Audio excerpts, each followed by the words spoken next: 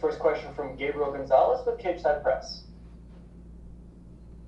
Andre, first of all, it's very rare that a fighter gets to have something big like their movie come out during quarantine. Can you just talk about what that's been like? Everyone had time to watch your work.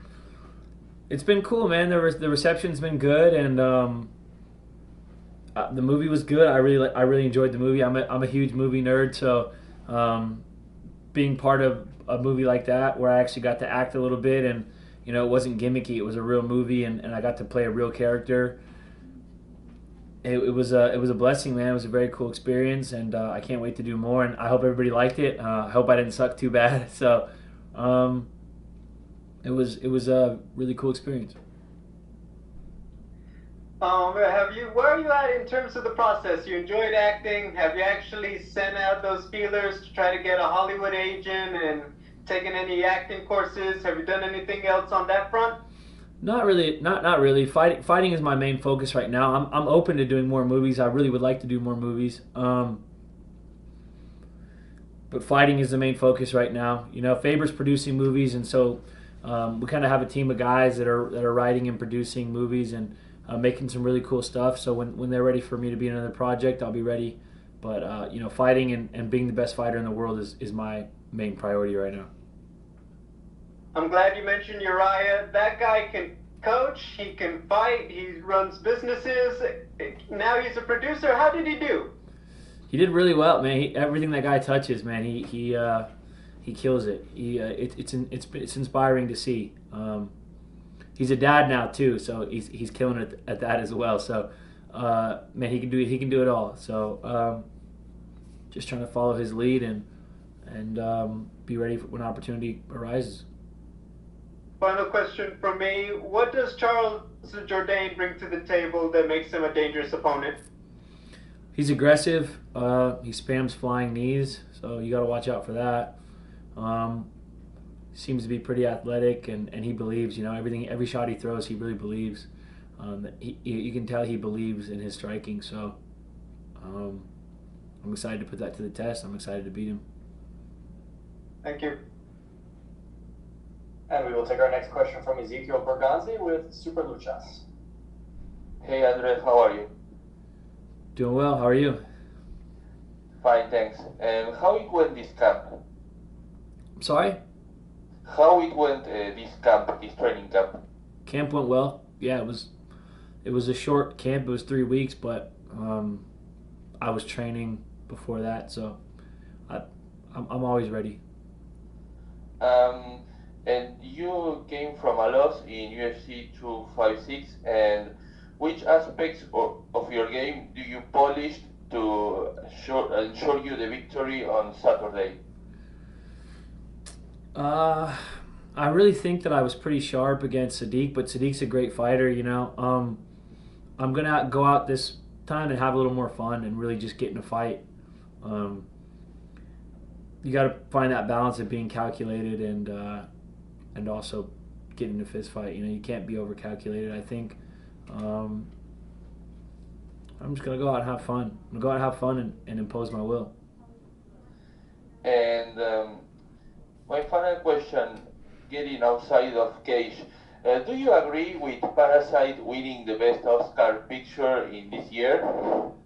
I liked Parasite, but I didn't love Parasite. I know it's like an unpopular opinion. I liked it. I liked it a lot, and I actually want to watch it again. I really enjoyed Parasite, but I didn't love it as much as everybody else. I think it had a lot of great things to say. It's a great movie, a great movie. I really enjoyed it, but I wasn't in love with it. Like the guys who told me to watch it, they loved the movie. I really enjoyed it, but I didn't love it. I don't pay attention to Oscars very much. I'm a huge movie guy, but I really don't watch the Oscars.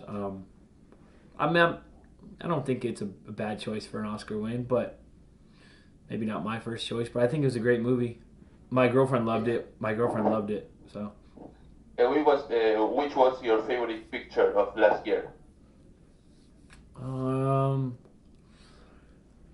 don't know. It's hard to nail it down. My favorite movie I've seen in a long while is Honey Boy, though. Honey Boy was probably my favorite, in a long time. Honey Boy was something special.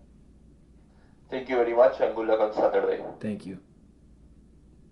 And we will take our next question from Damon Martin with MMA Fighting. What year was Honey Boy? Honey Boy was last year, right? Yeah, that's what I thought. Yeah, Andre, I appreciate you taking the time as always. You know, we've talked a lot about, you know, your run you're on where you've had, you know, a lot of big victories, but you've had a couple of kind of heartbreaking defeats in there where it's like really close fights and it's just kind of sticks with you. Even that Sadiq Youssef fight, obviously there were a couple moments, a couple things go differently. You're walking away with the win instead of the loss. Like, how do you move past that, and how do you improve without reinventing the wheel to make sure that those kind of really close decisions don't happen in the future?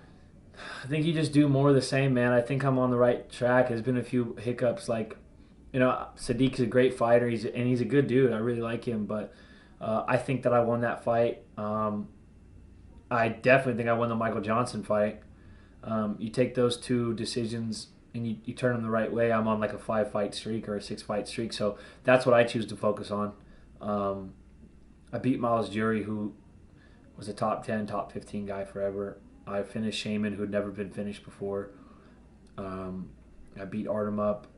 You know, I beat a very tough Dennis Bermudez, who was a top 10 guy forever. I mean, in my head, I'm on like a 7-fight run, you know, because I really believe that I won the two decisions in the last 5 or 6 fights that I've lost. I really believe I won those, you know. And I'm a man. I would admit, like, I have lost fights. Like I have lost fights before, but those last two, I think that I won those. You know, even with Sadiq, like when I went back and watched the Sadiq fight, Sadiq hits me and snaps my head back, and the commentators talk about his power, and then I hit him and drop him, and then the commentators still talk about his power, and I'm like, wait, what are we?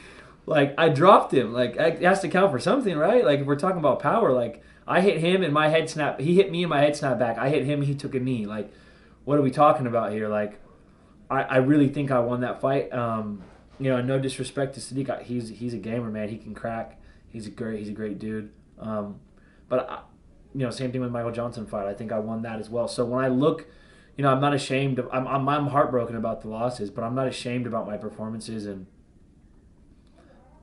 I just think more of the same. I think I'm doing the right things. Just need to double down, triple down on them, quintuple down. This is a loaded question then to that point. Do you think the problem is more with the judging and what we're judging and scoring in fighting, especially in certain fights that you hear about afterwards? A lot of people saying, how do they score it that way? We see 30-27 scores where a fight clearly isn't a 30-27 or whatever. Like, yeah. You feel like maybe judging is the bigger problem in this sport.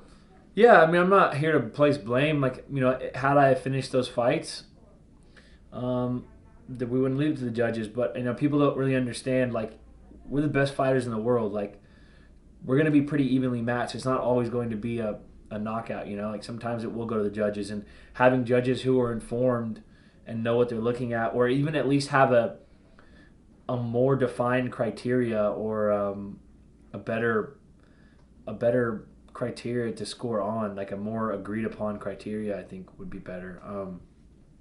Holloway's idea had some pretty cool ideas about it.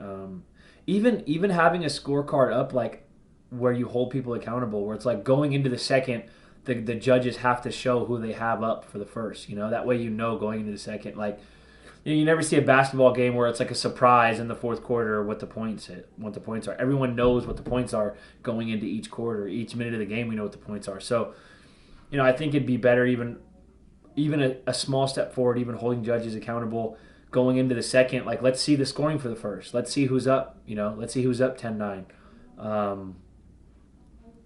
I don't know. I think there's a lot of good options to be weighed. The sport's so new. It's we're still kind of figuring it out. And I'm sure we'll come up with a good solution. But yeah, I think the judging could be better for sure. And again, judging depends on the commission, depends on state to state, depends on. There's so many variables, you know. But what people don't realize is, you know, you can win a fight. The judges see it the wrong way, and then that's half your money. You know, that's a life-changing thing to make half your money. You know. So, I think a change in judging is necessary. Well, we've heard a lot of debate about that open scoring, what you're talking about with knowing the scores going into it. Even if it's a bad score, at least you know going into the third round. You have to get it finished. And the argument against it has been, well, if people know they're up 2 rounds or 4 rounds or whatever it may be, maybe they won't try to go out and finish. And the other argument is you'd rather know. If it's a bad decision, at least you know going into that third round that there's been 2 bad scores against you. Like, do you feel like that's the key? It's like, at least you know. So if you have to go, all out to try to get it finished, at least you know going into that third round. I think it's a step in the right direction. I think it's kind of dumb to say that if someone was up 2 rounds, they would coast. Like, that happens anyways. Like, we've all seen someone be up 2 rounds and coast the third round, and it's not necessarily the worst idea, but I mean, it's not like we don't see it now, even though there's no scorecard. If someone's up 2 rounds clearly in their head and they think they're up 2 rounds, they coast the third. We see that already. We also see, I don't know, you're also locked in a cage with another guy who now he knows he's down 2 rounds, so I don't know. You can only coast so much in a fight. We're not fucking playing golf, like we're not playing a non-contact sport. Like you're locked in a cage with another guy. You can only coast so much. So I don't really think that showing the scorecard would be that big of a deal. Thanks, Andre. Thank you, Andre. That is all the questions we have for you, sir. Cool. You are good to go. Thank you.